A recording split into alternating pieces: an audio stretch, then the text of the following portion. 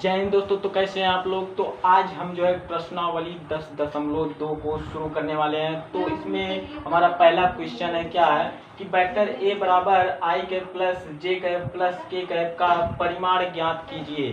देखिए, परिमाण ज्ञात करने के लिए किसी भी सदिश का अगर परिमाण आपको ज्ञात करना है, सबसे पहले आप जो सदिश आपको दिया गया है उसको जो है इस तरह से जो दो डंडा खड़ा कर दीजिए। इसको हम पढ़ते हैं माड। तो इसके बाद इसके अंदर सदिश को लिख दीजिए। तो इसके बाद जब आप सदिश को लिख देंगे, इसके बाद बराबर लगाइए। बराबर लगाने के बाद इसके बाद अंडर रूट लगाइए।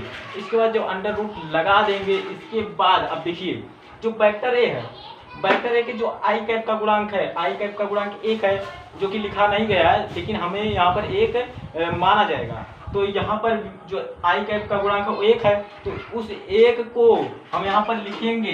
इसके बाद उसका वर्ग कर देंगे।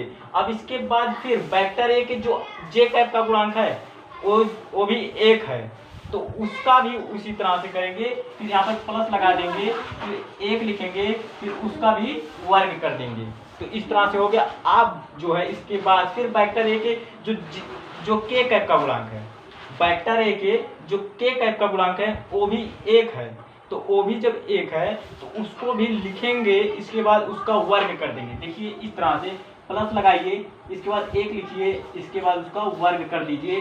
तो इस तरह से आपका जब हो जाए, इसके बाद आप लिखिए मॉड ऑफ वेक्टर ए बराबर, अब इसका अगर हम 1 का वर्ग करेंगे वो 1 ही होगा। जैसे अगर हम जो 1 का वर्ग मतलब क्या होगा, जैसे 1 का वर्ग है तो इसका मतलब 1 गुणे 1 होगा।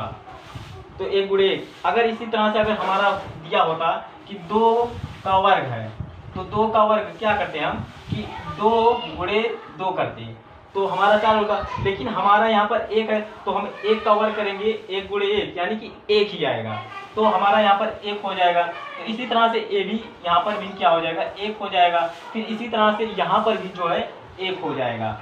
अब इसके बाद अंडर रूट लगा देंगे। अब इसके बाद क्या करेंगे कि मॉड ऑफ वेक्टर ए, इसको मॉड ऑफ वेक्टर ए पढ़ते हैं, आप जानते हैं। इसके बाद बराबर फिर इसको जोड़ेंगे कि देखिए 1 + 1 फिर +1 क्या हो जाएगा 3, तो अंडर रूट 3। तो आपका जो मॉड ऑफ वेक्टर ए बराबर अंडर रूट 3 आ गया। तो यही आपका जो है परिमाण है। तो इस तरह से जो है आप किसी भी सदिश का जो है परिमाण ज्ञात कर सकते हैं। तो अब जो है तो मिलते हैं इसके अगले सवाल में। तो आज के सवाल में बस इतने ही।